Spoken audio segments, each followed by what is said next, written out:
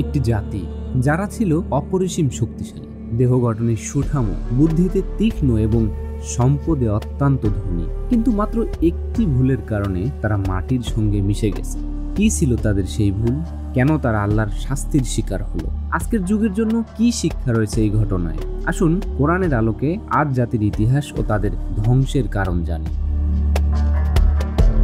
আদ জাতি ছিল পৃথিবীর অন্যতম প্রাচীন ও শক্তিশালী এক জাতি। তাদের বাসস্থান ছিল ইয়ামানের বালুময় পাহাড়ি অঞ্চল।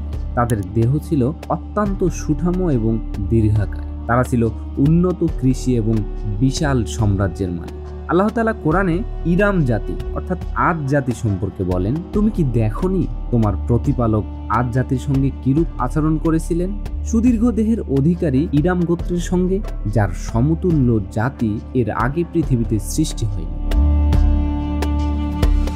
আদ জাতির লোকেরা নিজেদের শক্তি ও ক্ষমতার কারণে অহংকারী হয়ে গিয়েছিল। তারা ভাবত কেউ তাদের পরাজিত করতে পারবে না। আল্লাহ তাআলা আদ জাতির সঠিক পথের দিশা দেওয়ার জন্য নবী হিসেবে পাঠান হযরত হুদ আলাইহিস সালাম।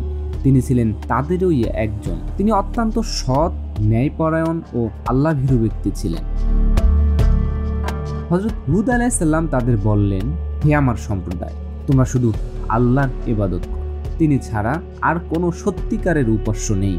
কিন্তু আদ জাতি তার কথা উপেক্ষা করল। বরং তারা বলল, আমরা তো তোমাকে একজন নির্বোধ মনে করি এবং তোমাকে মিথ্যাবাদী মনে করি। আদ জাতি কয়েকটি বড় ভুল করেছিল।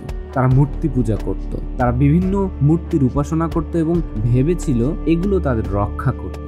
অহংকারে অন্ধ হয়ে গিয়েছিল। তারা মনে করত তাদের শক্তির কাছে কেউ টিকতে পারবে না।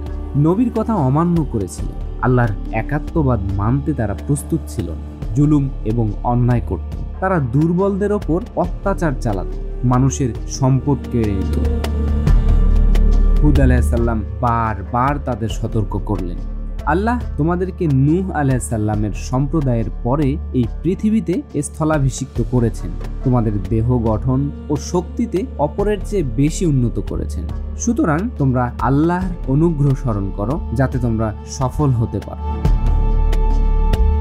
কিন্তু তারা বলল, তুমি কি আমাদের নিকট এই উদ্দেশ্যে এসেছো যে আমরা যেন শুধু আল্লাহর ইবাদত করি এবং আমাদের পূর্বপুরুষগণ যার উপাসনা করত তা বর্জন করি? সুতরাং তুমি সত্যবাদী হলে আমাদেরকে যে আযাবের ভয় দেখাচ্ছ তা আনয়ন করো।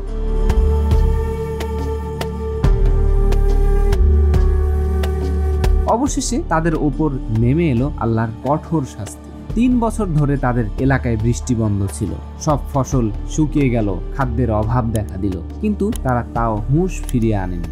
এরপর একদিন তারা দেখলো বিশাল এক কালো মেঘ তাদের দিকে ধেয়ে আসছে। তারা আনন্দিত হয়ে বলল, এই তো বৃষ্টি আসছে, আমরা আবার সব কিছু ফিরে পাবো। কিন্তু তারা জানতো না এটাই ছিল তাদের ধ্বংসের শুরু। টানা 8 দিন 7 রাত এক ভয়ঙ্কর ঘূর্ণিঝড় বয়ে গেল তাদের উপর দিয়ে। তাদের বিশাল বিশাল ঘর, রাজপ্রাসাদ, বাগবাগিচা সবকিছু ধ্বংস হয়ে গেল। মানুষ বাতাসে উড়ে যেতে লাগলো, তারপর উপুর হয়ে মাটিতে লুটিয়ে পড়ল। সম্পূর্ণ আদ জাতি মাটির সঙ্গে মিশে গেল। আল্লাহ তাআলা বলেন, অতঃপর আমি তাদেরকে ধ্বংস করে দিলাম, কেবলমাত্র হুদ আলাইহিস সালাম ও তার অনুসারী মুমিনদের রক্ষা করলাম। আজও আমরা দেখি অনেক মানুষ বিভিন্ন কুসংস্কারে বিশ্বাস করে। অনেকে মনে করে কোনো ব্যক্তি বা বস্তুর কাছে রিজিক, সম্মান বা ক্ষমতা রয়েছে যা শুধুমাত্র কেবলমাত্র আল্লাহর হাতে। অনেকে বিভিন্ন অলৌকিক ক্ষমতার নামে মূর্খতার অন্ধকারে নিমজ্জিত থাকে। কিন্তু আদ জাতির ঘটনা আমাদের চোখ খুলে দেয়। আমাদের কি মনে পড়ে না, আদ জাতীয় এক সময় মনে করত তারা কখনোই ধ্বংস হবে না। তারা মনে করত তাদের দেবদেবীরা তাদের রক্ষা করবে, কিন্তু শেষ পর্যন্ত তারা ধ্বংস হয়ে গেল।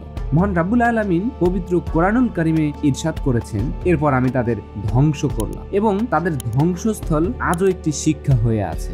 আজও আদ জাতির বাসস্থান এক বিশাল মরুভূমিতে পরিণত হয়ে আছে, যেখানে কোনো প্রাণের অস্তিত্ব নেই। আল্লাহ আমাদের সবাইকে কোরআন ও সুন্নাহর আলোকে জীবন পরিচালনা করার তৌফিক দান করুন। আল্লাহর অবাধ্যতা থেকে নিজেদের মুক্ত রাখার তৌফিক দান করুন। আল্লাহ আমাদেরকে অহংকার থেকে বাঁচান, যেন আমরা সত্য ও সঠিক পথের অনুসারী হতে পারি।